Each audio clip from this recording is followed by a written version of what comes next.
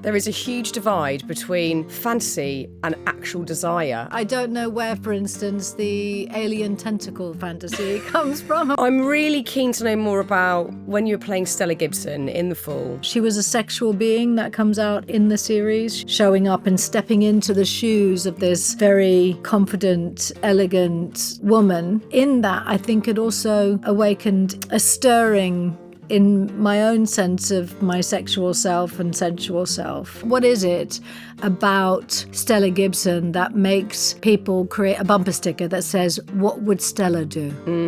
And the same with Jean in terms of who she is and how connected to her sexuality and free she is. Most of the time when I show up to work, particularly at the beginning of a job, I think I'm going to be fired. You do know that you're like one of the biggest actors on the planet. I'm just putting that out there. I don't even know if I'm allowed to say this out loud. Fuck it. Hello, Gillian. Hello, Fearne. How are you? I'm all right, actually. Bit tired since you're asking, but I'm all right. I like your honesty. I mean, you've been extremely busy. You had a book event last night. You've been promoting your beautiful pink book. Your perfect pink book. Sounds rude even just saying that. Want, which I just loved reading. Thank you. It's exceptional. It's a gorgeous collection of sexual fantasies from women all over the world. From your curation of this book and the writing you've done around these fantasies, what do you think this book tells us about women today? Gosh, it tells us so much. So the book is women's fantasies sent to me in the cloak of anonymity. And there's something, I think, very interesting about the freedom that anonymity enabled the women to write with, because they are very, very honest, very detailed, raw, sexy. They're so sad. sexy. They are sad. Some are sad, very moving. There's a lot more tenderness than I would have expected somehow. That may be just me. Women wanting to be seen for who they actually are, not necessarily. Very often, I think when you read fantasies, the women talk about the idealized version of themselves, that they're not necessarily themselves. There's a lot of women who talk about wanting the person that they're having sex with, their partner, to see them for exactly who they are, for the body that they have, and that is what they want. That's what's being desired. There's a lot more shame than I would have expected for 2024, and to me, I was surprised how challenging women still find the topic of sex, fantasy, and pleasure in discussing with sexual partners. Yeah. How difficult they still find it to ask for what they want in the bedroom, which I have to imagine equates to asking for what one wants in life, even though it's more taboo to, there's certain, getting to a place where you feel confident to ask for your sexual needs to be met. There's a real power that happens in the alchemy of that assertion. And I do wonder whether, if we felt freer to assert ourselves in that private, intimate way, whether it would be easier to ask for what we want and we need in our everyday lives. And I guess that's still predominantly a female issue, because the interesting thing is we can compare it to another book that you read when you were researching for your character, Dr. Jean Milburn, for sex education. Nancy Friday's book, My Secret Garden, which was a collation of sexual fantasies from women in 1973. Yeah. So 51 years ago. Yeah. Do you think the progression that you perhaps see with the fantasies today compared to the ones back 51 years ago, do you think there is more liberation? Do you think there is more freedom? Or are we kind of stuck in a bit of a rut as females, not being able to ask what we want, still feeling this shame and guilt around sex? Well, I think what I was surprised by both in Nancy Friday's book was, on the one hand, she asked a very small group of people. Yeah, that there were quite a few letters, but they were friends and colleagues, and it was important for us in this book that it was as international and as diverse and inclusive as possible. So that obviously is also going to have an impact on the degree to which women feel safe and able to share their fantasies. But I was also surprised in reading her book how explicit some of the fantasies were back then. I would have assumed that there was women were much more, I'm going to use a pejorative term, much more uptight about their and prudish about their fantasies, and in fact there are some in there that feel as extreme, if not more extreme, than some that we have. But I would have expected to see evidence of porn more. At least, I would have thought that because of the multi-billion-dollar industry that it is, that it would have shown up more. But on the other hand, the porn industry is very much geared towards the male gaze and for men, and so is sex education in terms of how perfunctory and almost technical it is. It's not really about pleasure. So the fact that here is a book, it's the book belongs to the women who wrote the letters. It's not really my book. It's all of the women who wrote in, and feels very much like the women who are reading it are also taking ownership of it. But it is a lot about pleasure, and it's pleasure itself that we don't often talk about. Pleasure is not spoken about in our sex education. It doesn't seem to be spoken about that much in couples in terms of what one might want or desire that might give them more pleasure. And that's a bit that interests me the most. Right? I'm most interested in the ways in which we as women continue to shy away from or be afraid to speak up and kind of step into whatever power might be available to us because of preconceived ideas about what's okay or what's expected of them.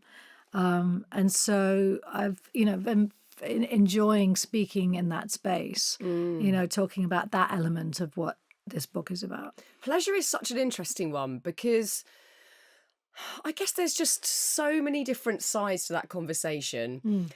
When it comes to women, like some of it might be, we don't believe we deserve it. We haven't been told that it's even an option. Yep. And I think that counts for when we're talking about sex, but also outside of sex. Yeah. We're just like, we deprive ourselves constantly. We don't think we're deserving, or we think that it's very, very far down the list of priorities.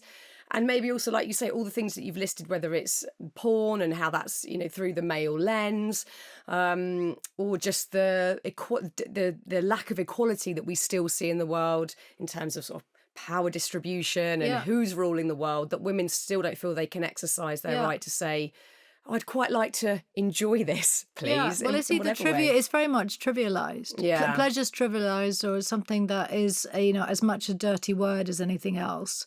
When you lean into pleasure, whether it's pleasure around sex or pleasure in other areas of our lives, there's so much joy that can come from experiencing that, or embracing it, encouraging it in our lives, our conversation, and everything. But it's very interesting, all those points that you bring up, just in terms of where it sits in terms of what we've. I've been asked many times during interviews for this, or what about a book for men? And obviously, immediate reaction is, well, they've had a voice for centuries, and but it occurs to me the degree to which, even though on the one hand we all slightly buy into the idea that it's for the male lens, sex and pornography, etc. If we were to have a book for men asking them to write in anonymously about their fantasies, would there be as much, could there be, is it possible that there is a need also to be seen, a need for tenderness, a need to not actually act out the types of fantasy we would expect to for men to want to engage in? That would we be as surprised as we are by some of the requests and needs that women have? It's just that we accept it. We're so used to accepting something that's been handed down in a patriarchal society to expect that maybe none of us want that, actually. Maybe none of No. us, we're just kind of caught in this loop of the way it's always been and the way it's always going to be until we start doing it differently. God, as you're saying that, I don't even know if I'm allowed to say this out loud, but I always think, fuck it.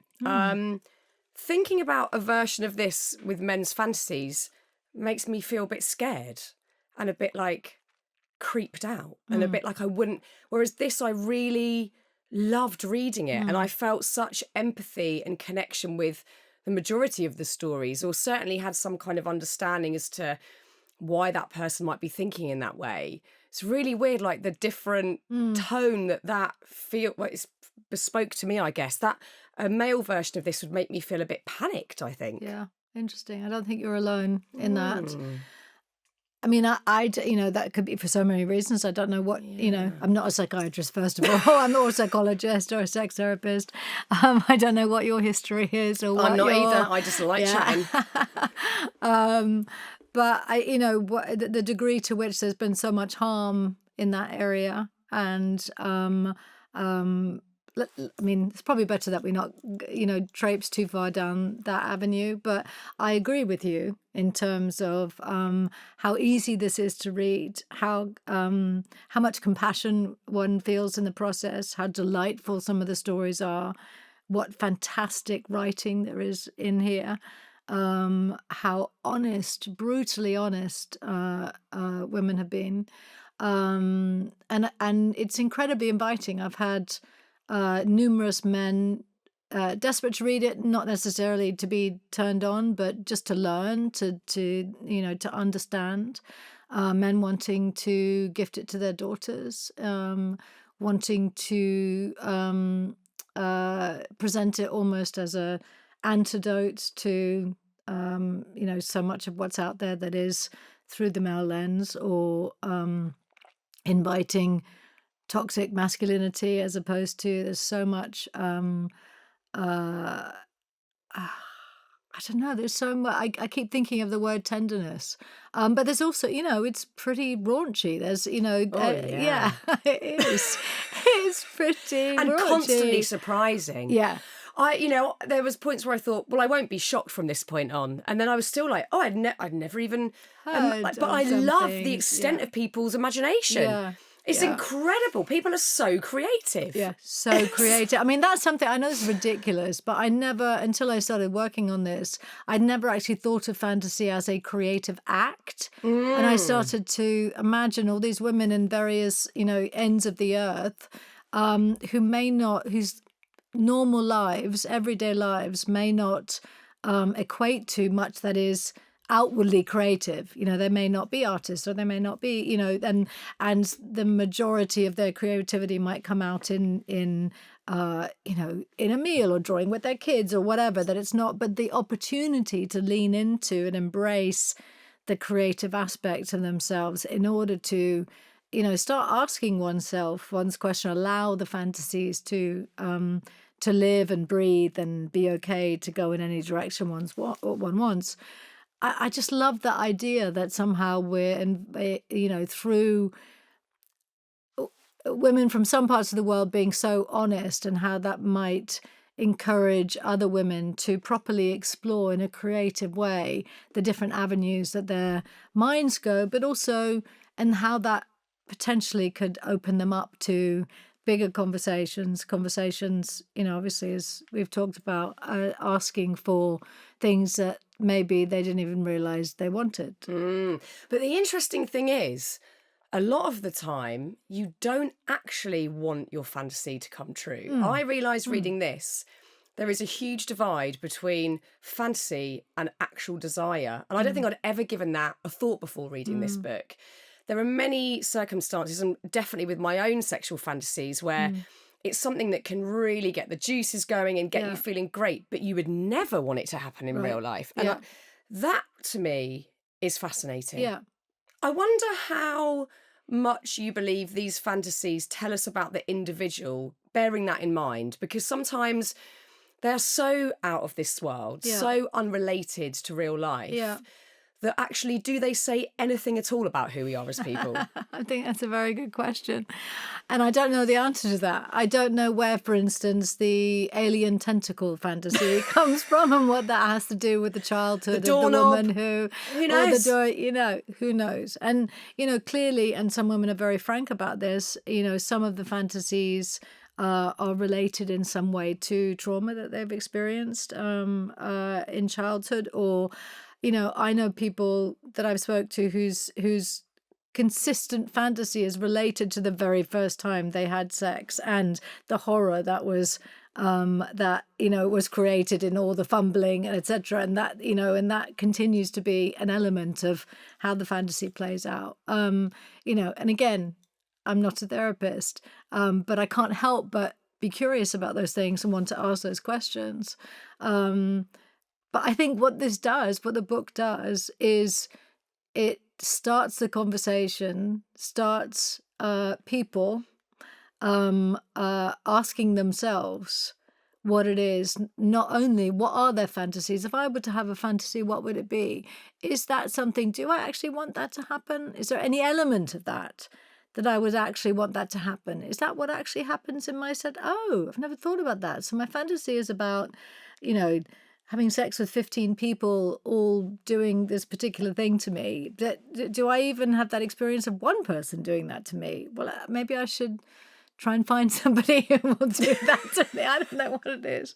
But, it's so interesting. It is. It says so much about, I think we get, there's a lot of, I think we can find out a lot about ourselves. And also potentially, if you're open to having conversation with your partner, a lot about your partner. Yeah, that's an interesting one, isn't it? If it becomes, something that isn't so private, because I guess the tantalizing nature of sexual fantasies is that they're so secret, they're so private. Yeah. And you've obviously submitted your own anonymous fantasy within the pages of this book. Did you find, or do you think that the other contributors will have found that their fantasy is slightly diluted from just even putting pen to paper, fingers to laptop? Or is it still, has it still got that amazing, titillating nature, even though you've written it down? That's a very good question. I have to say, from my own experience, nothing has changed since I wrote it down. I did find it hard to write down. I did. Why? I was surprised. I assumed, because I find it so easy to talk about, and I mean, not specifically my fantasy, but sex in general. And I feel like I can hear and discuss anything and not be swayed. And so, I put it off for a long time, and then once I started, there were certain words that I struggled to write, which was so weird to me. I was actually, I was shocked. I was shocked at myself. And what was the feeling? Like embarrassment, or? No, it wasn't. It somehow it felt, when trying to describe things that normally is just in imagery, it's actually putting a word to something. And then the word equating to, what other word from that is there than that for me to use it? Because that word, I don't like that word. Yeah. That word feels, it's dirty, or it takes something away from or it doesn't, it's not right. It almost felt like I was writing smut. rather Bit than of Jenny Cooper. which I didn't want to be doing. I wanted it to be, so it was really interesting. Yeah. Fascinating. Yeah. You also say in the book, there's something terrifying about being knowable. And I absolutely understand that. I mean, I think I weirdly oscillate between wanting people to desperately understand who I am at the core of me, even though I don't know half the time, to, oh my God, I don't want anyone to know what's really going on inside my head. What is that fear for you? Why do you not want to be knowable, or a part of you not want to be knowable?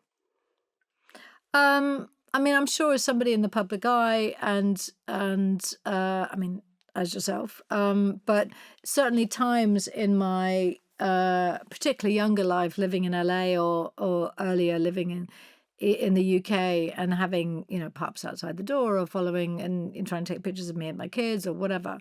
And also certain intrusiveness over time where I would completely shut down from innocent interviews because I felt for a while that I couldn't trust anybody. So I know that there's an element of that always.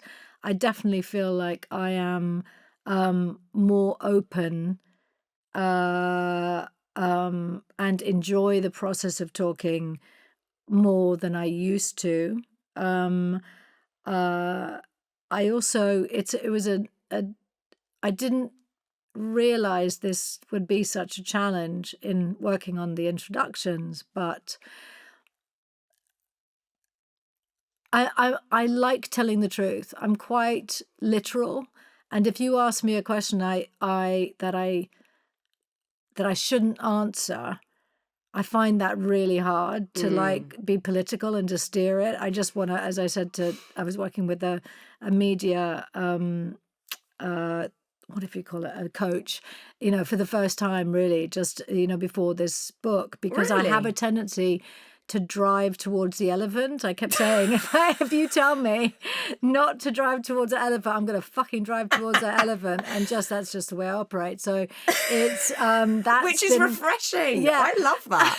So if I'm asked if somebody else is talking about something personal, I'm going to want to talk about my own experience of personal. I'm going to want to talk about people that I know. I've heard, I know this person who said, polyamory, blah, blah, blah, blah. Can't go there. Okay, so to not end up as a Daily Mail headline. How can I talk about this in a way that feels like I'm giving something of myself and properly considering it, and at the same time, one step removed? So the way into that for me was, talking about characters that I've played, and which is what I do majoritively in the introductions. And I think that answers your question. But yes, that is one of the ways that, so I felt like I was still able to stay in it and be honest, but it's not necessarily talking about my own experience or proclivities or what have you. It's getting harder and harder in this industry to walk that line. If we'd been having this chat 20 years ago, yes, there may have been a couple of headlines in newspapers and then it would have been chip paper, whereas now things live on and on online and become sensationalized and they're reduced down to something that's completely meaningless but sounds really provocative. So it's a tricky one. And also within your job, you are laying yourself bare on screen in your characters. That's all part of being an actor, is showing the bare bones of who you are, obviously via a character. But that's what makes you a good actor, is that we can see that there's a part of you in there somewhere. So I think it's just a really strange fine line to walk. It's a tricky one. So look, let's talk about some of your characters. As you say, they are mentioned in the book several times and in really interesting ways. I'm really keen to know more about when you were playing Stella Gibson in The Fall. You've said that particular character really boosted your sexual confidence. Why and how do you think that happened? Well, she was, she herself as a character was incredibly confident, wore particular kinds of clothes that was very particular about her style and her sense of dress. But for some reason, it felt clear that her sense of dress was very much for herself, so that she felt good in her clothes. You could tell she felt sensuous. She was a sexual being that comes out in the series. She asks for what she wants sexually from both men and women,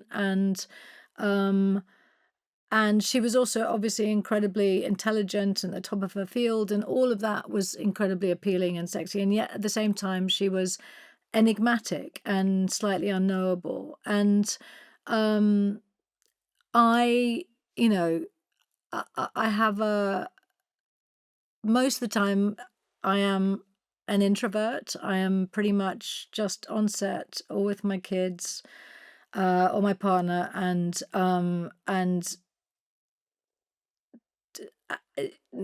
I've had a slightly challenged relationship with publicity and public life and social life and everything. I'd much rather be in a dark room with the blinds down. Same. And so, going from what would be my hotel room after work every day, my preferred place, preparing for the next day's work in my biker boots and my black jeans and whatever, and then showing up and stepping into the shoes of this very confident, elegant,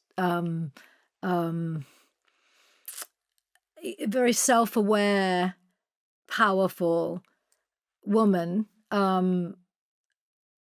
It was such a shift, I think. It was such a it felt so different from how I feel on a daily basis, where sometimes I pick up and wear the same clothes every day for the school run or whatever, and I just don't really pay that much attention to it if I'm not going to be, seen in public on the street or whatever. It's for convenience, not, and so the relationship between clothes and self and enjoyment and an opening kind of happened in a way by stepping into her shoes, experiencing her for that period of time over those years. And in that, I think it also awakened in me a kind of, and a stirring in my own sense of my sexual self and sensual self that I don't know whether it had always been asleep or whether it was awake when I was younger and then was asleep. I don't know, but it felt slightly profound, and so that was, and so then when I started doing press for that series, and some of that was a conversation that kept coming up because people would constantly comment on her shirts and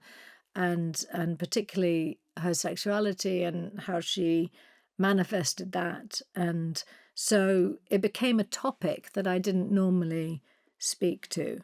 So that, I guess, on some level, that kind of was the beginning of me taking ownership of where it sat for me in my life. I find it so interesting. Does that make you think, having that sort of profound change in terms of, feeling more sexually confident or whatever it was sort of stirring inside of you, that all of us perhaps have the propensity to fake it till we make it, that we can, when you're acting, you are pretending to feel things, and then you're at the other end of that going, oh, and now I actually feel it. Do you think we've all got the propensity to do that? Well, it's interesting you ask, because that's actually something that I have been starting to talk about in the last year, mostly around I came out with this drinks brand called G-Spot, and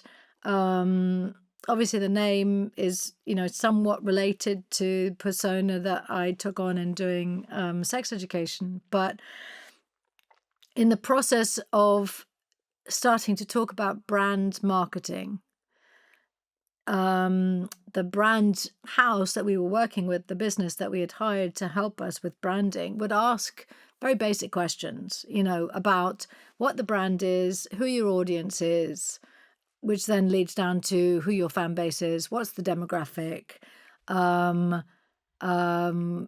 and what's the messaging that you're wanting to put out there, which I'd never thought about before in my life, or even talking about brands just was never part of my life at all. And in starting to have that conversation and really do a deep dive into, well, hang on a second, what is it about?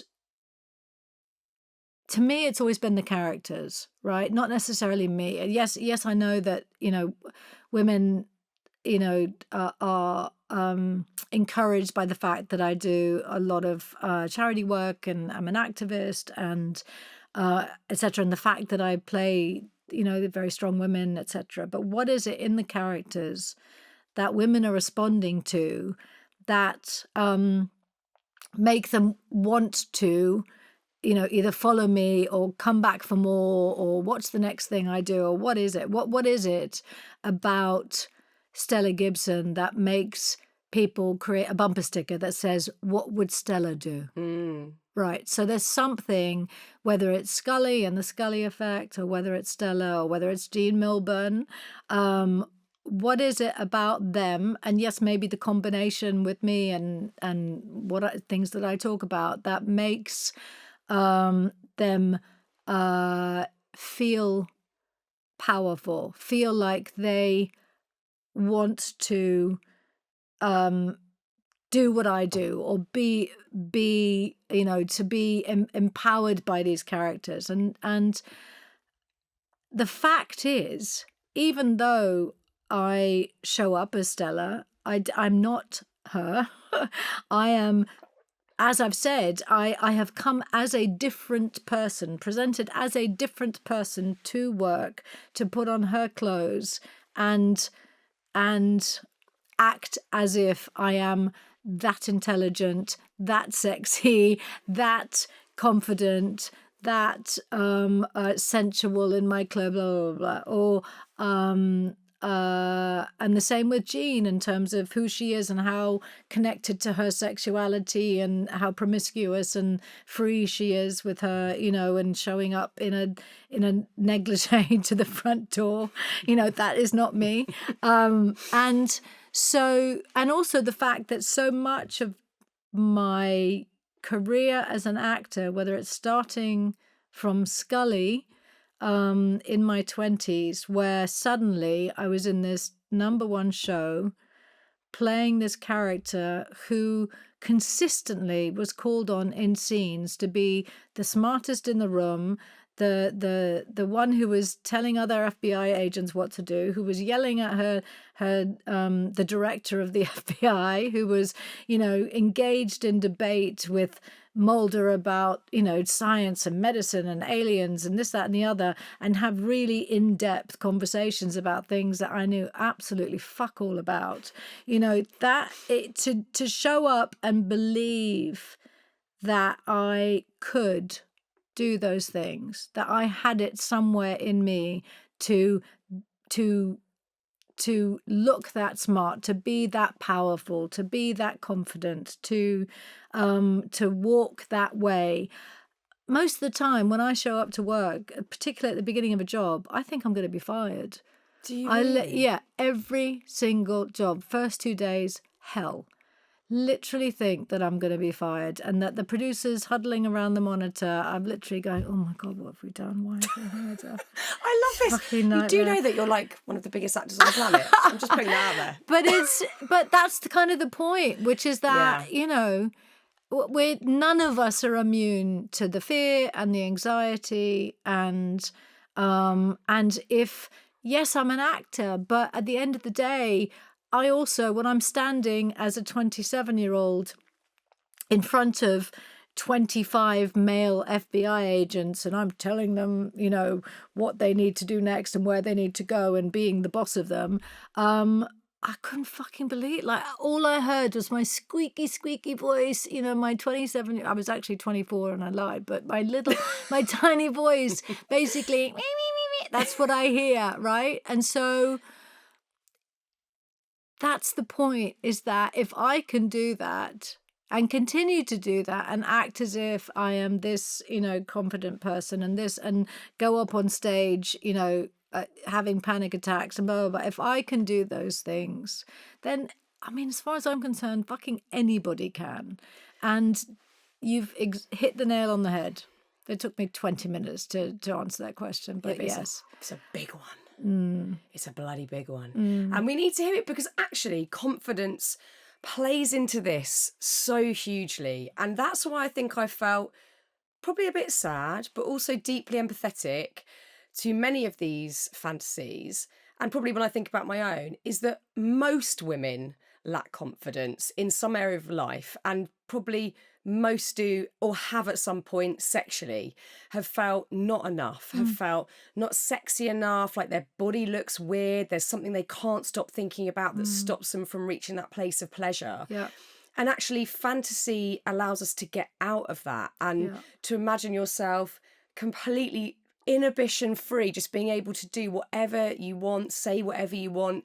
You can change who you are in your fantasy. Yeah. So it's actually this perfect little bubble of escapism, which is really needed for women. Yeah. Really. And also, we haven't even got onto the orgasm gap, which is this other huge thing that relates to that subject matter, where we know that so many, well, I don't know what the percentages are, I can't remember now, but a disproportionate amount of women are not having an orgasm during sex at all, whereas, and are more likely to go off and take care of themselves, either not then or at another time, that rather than interrupt or waste the time of their partner, or maybe that fear that it might take too long to get there, and they don't want to, or they don't want to inconvenience, or they don't even want to ask. Yeah. It's definitely the ask thing. Yeah. There's maybe a bit, I don't know, this is just, we've both made it very clear, we're not psychologists, but when I was thinking about this earlier, part of me was like, is part of this because men's sexual organs are all hanging outside of them and ours are all inside, and it's a bit more complicated for us to kind of feel those feelings? Also, what's going on in our minds, we might tend to overthink things more. I'm probably generalising here, but I think maybe a big mixing pot of all of this stuff is stopping women from really enjoying sex, and that is a problem. But I also think that women, very much are more self-conscious about their physicality than men are. Without a doubt. Yeah. So if you get naked, it's possible, and I think it's probable that women will be more conscious about how their body looks to the other person than the man will be. Yeah. And we're just obviously talking about heteronormative sex. Yes. But and also just in terms of the amount of men who, just have an assumption, no matter how they look naked, they are attracted to the women who are perfect, right? It's so I know. Oh, it's kind of extraordinary. And don't even consider that there might be, that they might be judged, or that there might be, I find that absolutely fascinating. But aside from all of that, the degree to which women just in general forget being naked, but the degree to which self-esteem and lack of self-esteem is such an epidemic currently, and has been for some time, and it's just getting worse and worse, as we know, particularly from social media, etc. I mean, all of this is part of a much needed conversation, to create a platform to really investigate and dig down into why that might be, and try and blast through some of that. Yes, we might want to, and it might be necessary to, and it might be more sexy to keep one's fantasies to oneself, but in the process of having this conversation, reading other women's experiences and deepest inner thoughts, it's hard to read this without thinking, what would my fantasy be, and relate it to the sex that one is actually having or not having. and also start to think about what one actually wants. Actually, hang on a second. What do I want? I What don't do I think many of want? us know. No. We haven't got a No. clue. Mm-mm. It's so far down the list of things that we feel like we've got to prioritise. Yeah. We haven't got a bloody clue. So how fun, actually, for people, even listening to this now, to go away, have a think about it and write it down. Yeah. Like, what a lovely exercise. First step. Fantastic first step. Yeah, Even I love if that. even if you don't share, I mean, you probably would choose not to share it with anybody, but share it down just for yourself. You know, I think it's a really, really fantastic and healthy exercise to do that. It is. I think also, I mean, not only having conversations like this in public, which I think are deeply necessary, but I think personally just going away and writing that down does somewhat shred the shame, because again, I felt sad reading some of these fantasies where, like, there was one woman who said in her submission that she felt disgusted with herself. And I don't think she's not the anomaly. I'm sure there are so many, countless women who feel deeply like drowning in shame and self-disgust and total embarrassment about what their either fantasies or desires are. Yeah. And that feels jarring, considering, I mean, we've still got a long way to go in terms of like just female or like gender equality. Yeah. Again, when we're talking about men and women at the moment, but it feels like that's just not progressive, that we're still feeling like that, that we're still so full of shame. It's really sad. Well, it's sad, but it's also perpetuated today even more than it ever has been because of social media, because of trolling, because, you know, anybody, including computers, can be programmed to troll and to just spit out abuse and judgment and hate. And so that's obviously not going to stop anytime soon.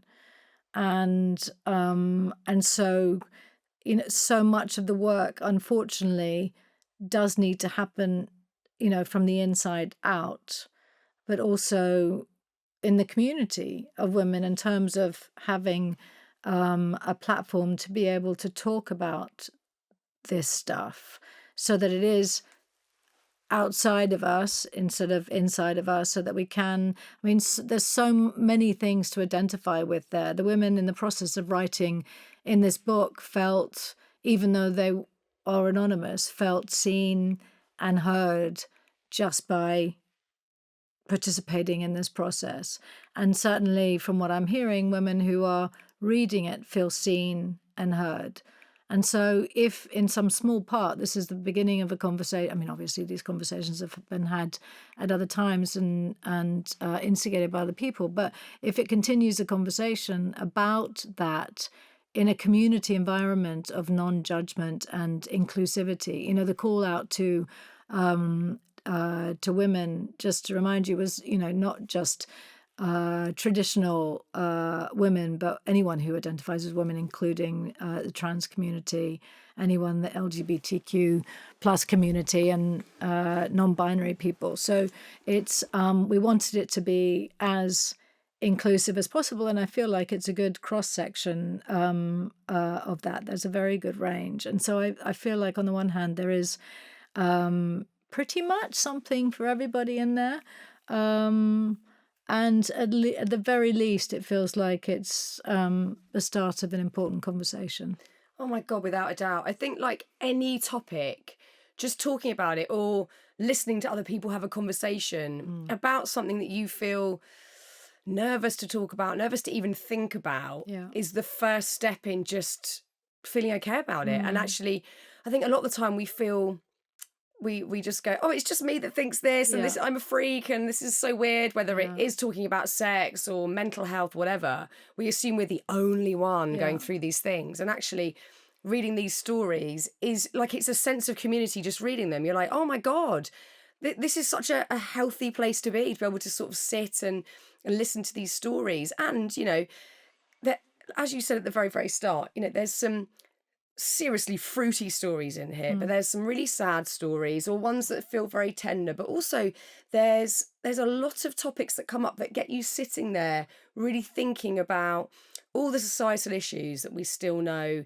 are at play and and then need to shift. When Nancy Friday wrote her book, there was a lot of questioning afterwards about how the fantasies might depict the gender roles that have been forced upon women around that time. What do you think's changed there? Because as you just mentioned, it's a really inclusive book, but you still do see there's women in the book who would definitely class themselves as feminists. You know, I'm sure most women do, saying, I want to be kidnapped by a man or restrained or pinned down. And they feel so conflicted about their fantasy and everything we know about gender roles. What did you feel reading those sorts of fantasies? Well, on the one hand, we don't know details about what those women's histories are, what what degree of trauma there may or may not be in their lives. One of the women, I think, in the book that we kept, who fantasize about being kidnapped, is a very is a feminist. Qualifies herself as a feminist and lives a very high-powered life, and is constantly in control in her life, and makes all the decisions. And I wonder, interested in, psychologically, the degree to which the desire for that kind of supposed lack of control and potential violence is because secretly she doesn't think she deserves to be in the position that she's in, and somehow that's a punishment? Or is it because the intensity of the kidnap and the violence equates to somehow the intensity of her job, and only something that is as intense can sit properly in her, fantasy life? Or, so many questions get brought up. But the thing that I keep coming back to is, I also know a lot of women who would, qualify as being feminists who have proper violent fantasies. To the degree that we wouldn't necessarily be able to hold in this book, because it wouldn't necessarily feel safe or appropriate. Certainly not for ASOS, which is one of the companies that's going to be holding the book. So we want it to be as broad as possible. But there is, it really, really speaks to the complexity of women's minds, and that, it's not so easy to actually put us into boxes when we start to talk about all this stuff, because in here you've got women who, are very, very occupied with themselves as mothers, and running the household and having children and having a normal heteronormative relationship, and at the same time, fantasize about having sex with Bigfoot. Or I may be correlating two completely different fantasies in there, but or we'll sit on the train on the way to work in the morning and fantasize about being, rubbing up against all the men that are even remotely near them. Oh, I remember even that though, one. yeah. So there's a wide range, and I don't think there's anything. It's all surprising. I don't think there's anything predictable that's in these pages. One thing that I have to remember is that the point of fantasy, as much as anything, is that we are the director. We are in control of the fantasies, of what we create within the confines of our minds. And so because of that, we dictate the violence. We dictate whether we are powerful or whether we are submissive, which are two sides of the same coin. We dictate who does what to whom, when, how, for how long. And because we are in control of that agency, that's very, very different. That is its own form of consent, which is very, very different from what we talk about when we talk about other kinds of kidnapping and violence. And as we also say in the book, I think in one of my intros, I imagine that there's very few women who actually really would want any of those types of fantasies to actually come true. And that's a very, very different thing.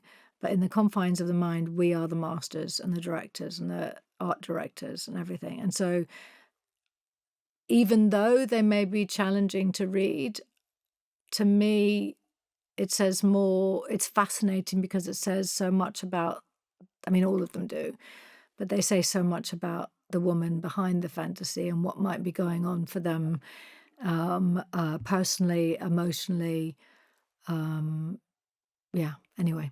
I mean, I couldn't put it down. Oh, good.